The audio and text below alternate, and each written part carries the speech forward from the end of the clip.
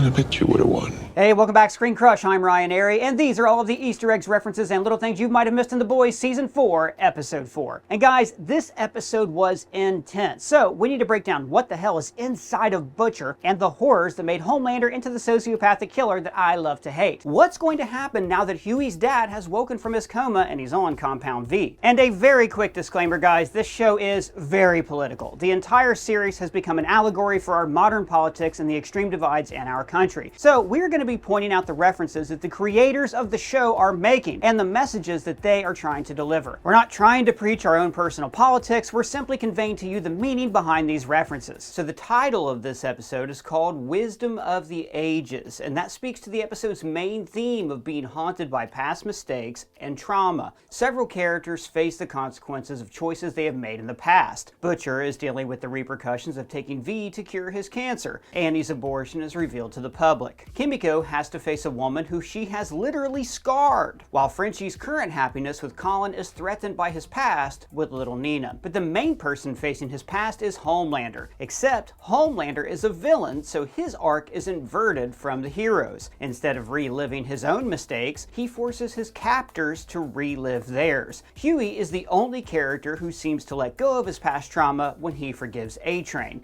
but then he shows that he is still making the same mistakes when he gives his dad Compound V. The Boys also likes to do a little bit of foreshadowing, with the beginning scene often setting up the ending scene. In this case, the first image in the lab is Homelander's proto-suit design, which is red, while the ending also takes place in this same lab, with Homelander now covered in the red blood of the scientists. In the lab where Homelander was created, we see these costume designs for Homelander's uniform dated 1987. Now, Homelander was born in 1981, so at the time of these drawings, he'd be about 6 years old, reminding us that from a young age, Homelander's entire life was planned out, and he was always destined to be a product. These different mock-ups are all pretty much the same, and they're very close to the costume that Homelander would end up wearing. Really, the only differences are the color schemes. We see blue capes, a yellow cape, and a red cape. Now, Homelander, of course, wears an American flag cape, and it makes sense that we don't see the flag cape in the mock-ups because the flag cape was Homelander's idea. You remember when you wanted me in the red cape and I said, no, make it the flag?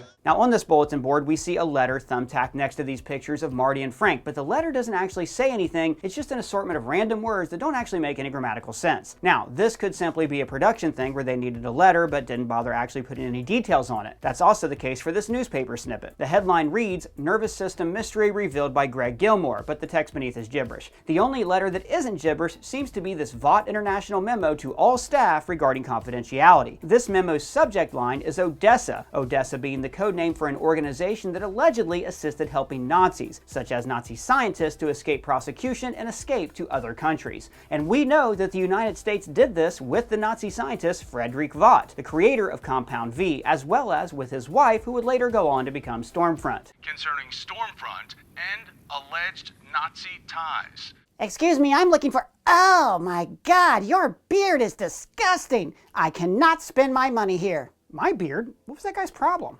He's got a point, person. That beard of yours is getting kind of messy. Yeah? Well, maybe it is a little overgrown. So you know what? I'm going to trim my beard on the show right now. Wait, what is that? Why, Doug, this is the Beard Hedger Pro Kit from Manscaped, our sponsor for this video. For my bearded brothers out there, you know how hard it is to maintain a good-looking beard, and this kit has everything you need, with instructions. First, you wash with the beard shampoo and conditioner, then you comb, you trim, snip, brush, and finally style with the beard balm. So now, let's trim.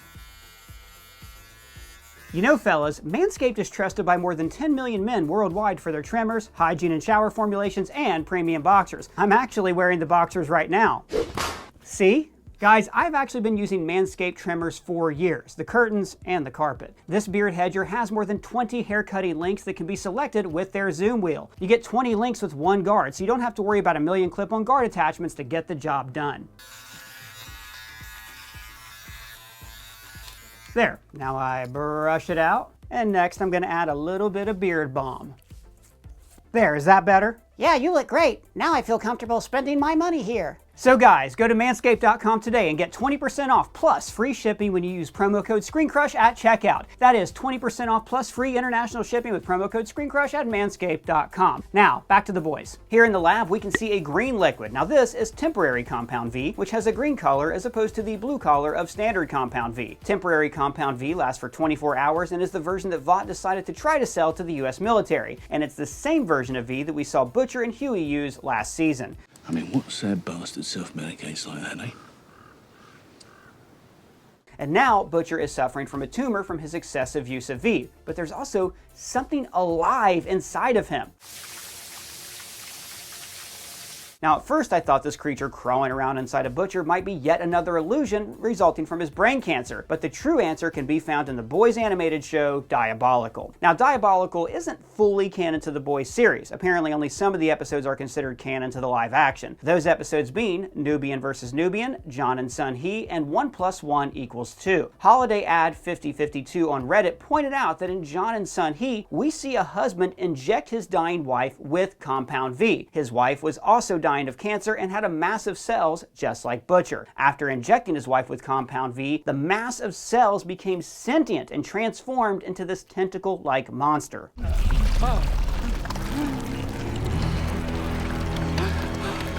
In this episode of The Boys, we're seeing that episode of Diabolical echoed with Hughie's desperation to save his father. And now that we know that Butcher tried curing himself with compound V, we can safely assume that Butcher's tumor has become sentient. Next, we get the trailer for A-Train's movie with Will Ferrell, which, as we saw in episode 2 of this season, is a whitewashing of his actual origin story. You're all alone until the coach swoops in and saves me from the ghetto. Now, as we know from season 1, A-Train was trained by his brother Nate for his big race. But in this retelling, his brother has been replaced by another character who's played by Ferrell. We get a commercial for a Vought event called V52. Now, this is parodying Disney's D23. Disney hosts an event called D23 where they showcase their upcoming projects, and it's called D23 because 1923 is when Disney was founded. In the same vein, V52 is called 52 because that is when Vought International was founded. In this commercial, we can see Sam and Kate from Gen V, and they are listed as the Guardians of Godolphin, plus director of Dawn of the Seven and the new A-Train movie, Adam Bork. The fans spoke with those release the board cut hashtags, you guys, I love you. Next, we get an ad for a true crime style special hosted by Tech Knight. Now, we met Tech Knight in Gen V, and we saw him as a playable character on Ryan's video game in the previous episode. But we've also heard mention of Tech Knight in The Boys. Here in season 1, I know it's wrong to feel angry. After all, Tech Knight saved me. I just wish he'd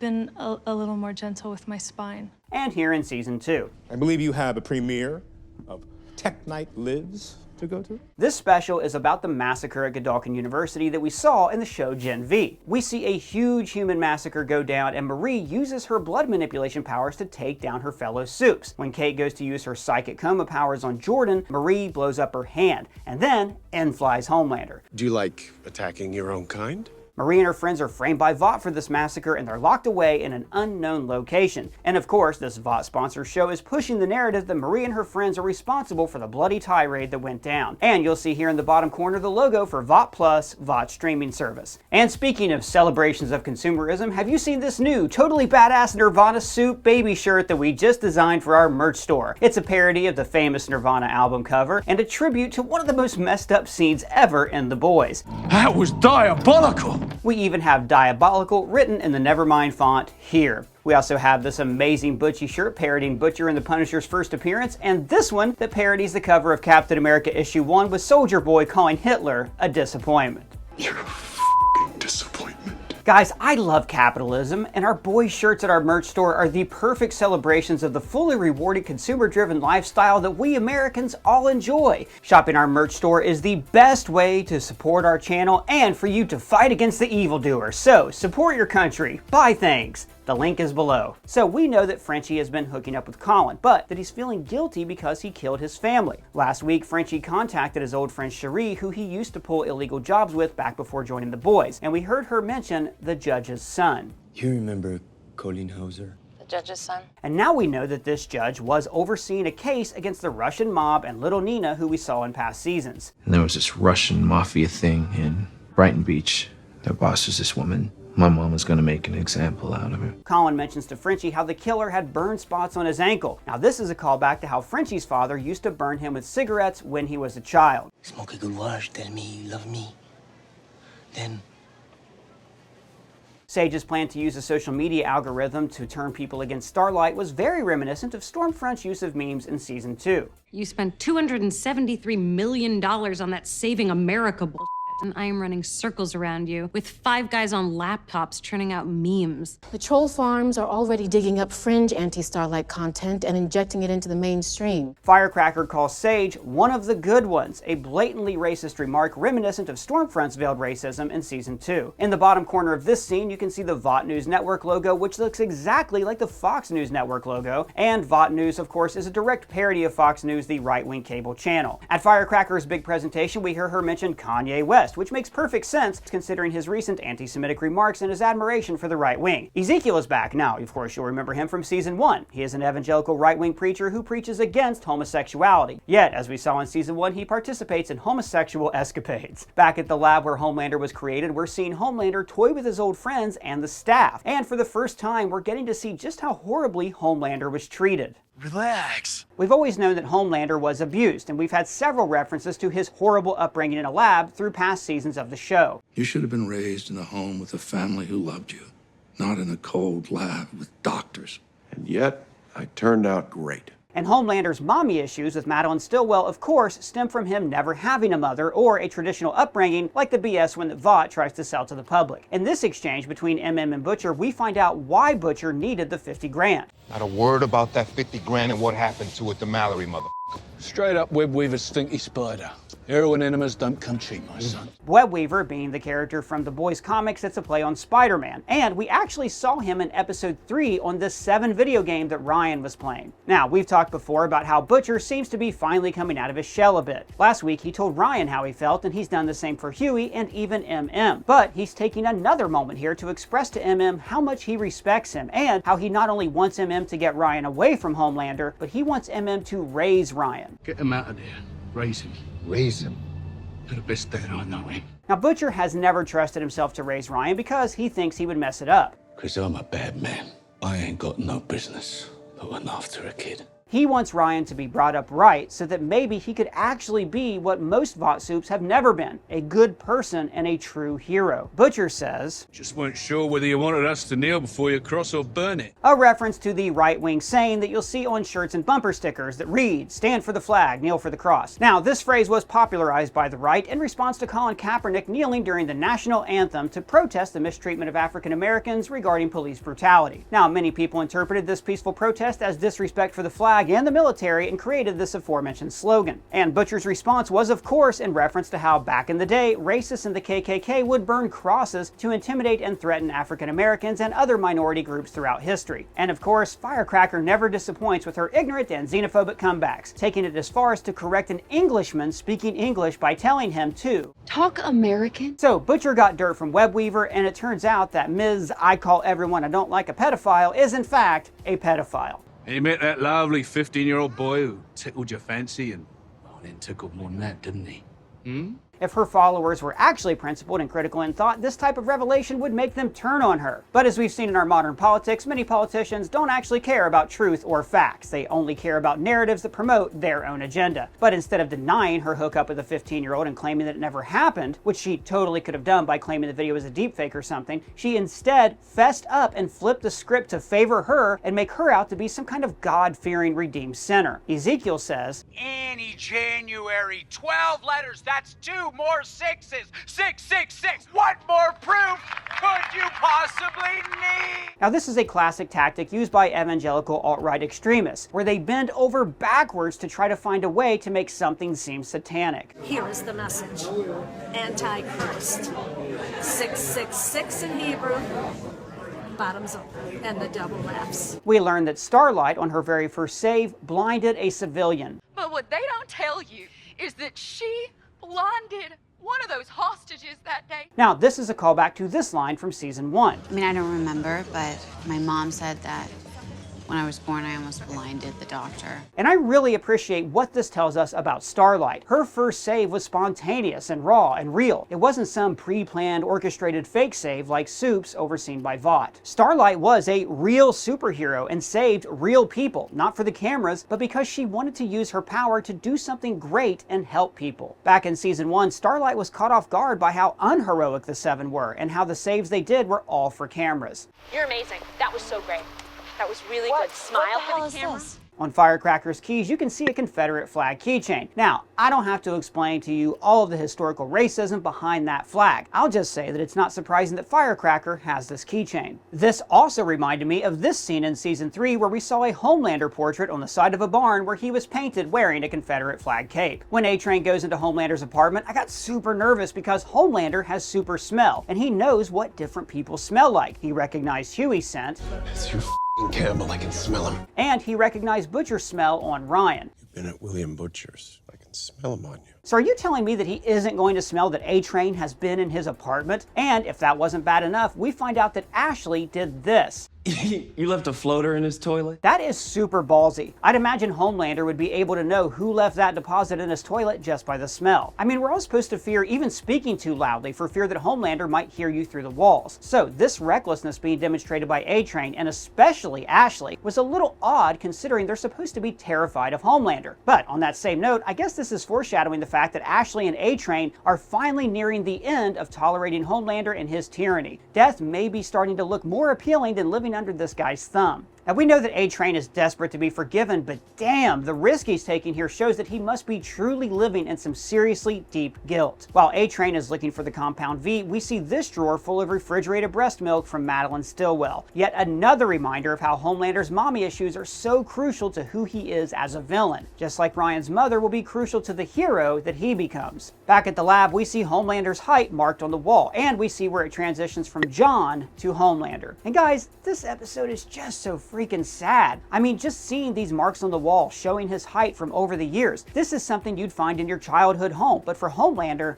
this is in a cold lab. And as we'll learn a little later in the episode, everything wrong with Homelander was designed. They used psychologists and behavioral therapists to break Homelander's mind. Your need for approval and for love? Vought brought in the best psychologists in the world. Homelander's immaturity and desperate need for approval has always held him back from being an even more accomplished supervillain. And this was all by design. Vought knew that they could never physically control Homelander. So instead, they broke the only thing about him that's not super, his brain. And don't get me wrong, we are not going to throw Homelander a pity party, but you can't help but feel a little bad for the guy on a human level, especially when you see how mistreated he was as a child. And you can't help but wonder what kind of Superman he could have been had they raised him right. And I suppose that was Vought's theory with the different approach that they took with Ryan. But what's best for him is to be here with me, with his mother. Look, we have this opportunity to give him a childhood you never had. And this tragedy adds even more depth to his character and his villain arc. Villains who are just a-holes because they're a-holes are kind of boring, but Homelander is a villain who was tortured from birth. He never experienced love. He was born to be a weapon. Okay, so last season we saw Hughie use Temp V to get superpowers. He even says that he's useless in a fight without them.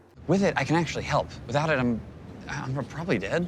But guys, Hughie is a complete badass and he always has been. Back in season 1, he took out Translucent twice. And throughout the series, he's proven to be one of, if not the bravest member of the boys. He's had no formal training like the others, but his passion for the cause is just as great, if not greater. After defeating this terrorist, Hughie's face is covered in blood, reminiscent of this scene from season 1 when Hughie detonates the explosive inside Translucent's bunghole. And at this moment, he had a sort of blood baptism. No longer was Hughie innocent and naive. This move against Translucent proved that Hughie had the fight in him, and that his hands were no longer clean. There was even this great poster hanging in that old building foreshadowing Hughie's transition to becoming a full-fledged member of the boys. So in this moment where Hughie had just killed a man in hand-to-hand combat and his face is once again coated in blood, it symbolizes how Hughie's journey has come full circle. He's doubted himself and his abilities for most of this series. He's often felt inadequate. But now the lesson he should have learned back in season 1 has finally set in. And by the look on Hughie's face, I think we can infer that he isn't traumatized or feeling guilty. He has finally realized that he is one of the boys. No longer is he running away from his blood-stained past, he is embracing it. And later, when Hughie forgives A-Train for what happened to Robin, that is showing some serious maturity on his part. The same incident that pulled Hughie into this world in the first place is now being set aside because Hughie is focused not only on saving his dad, but on the greater good. I think Hughie now realizes that in order to bring down Vought and Homelander, A-Train is going to have to be an essential piece to that puzzle. Okay, so this show is very political and really does have a finger on the pulse of what's going on in our country. A lot of this show's political references are comedic and I love them, but a lot of its political commentary is very real and very terrifying, and they took it to a whole new level with this scene.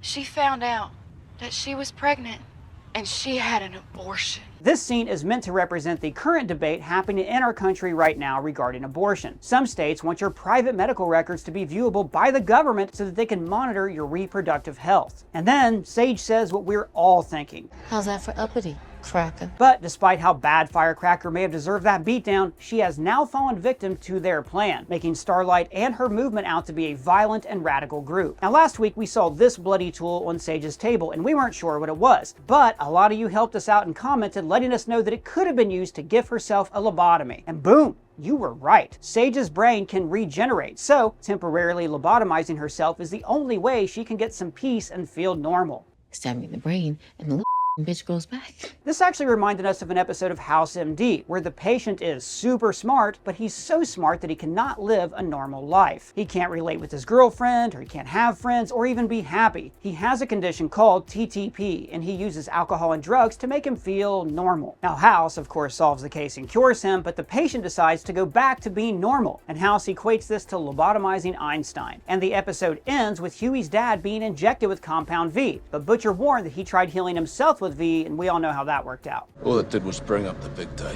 So, I fear that Hughie's dad isn't going to be all better, and that he too could fall victim to the same fate as the wife in the diabolical cartoon, and the same fate as Butcher. Well guys, those are all the Easter eggs that we caught in this week's episode of The Boys Season 4. Huge shout out to the writer of this video, Colton Ogburn. You can find his social links below, and let us know what you thought of the episode down in the comments or at me on Twitter. And if it's your first time here, welcome to the channel. Please subscribe, smash that bell for alerts. For ScreenCrush, I'm Ryan Airy.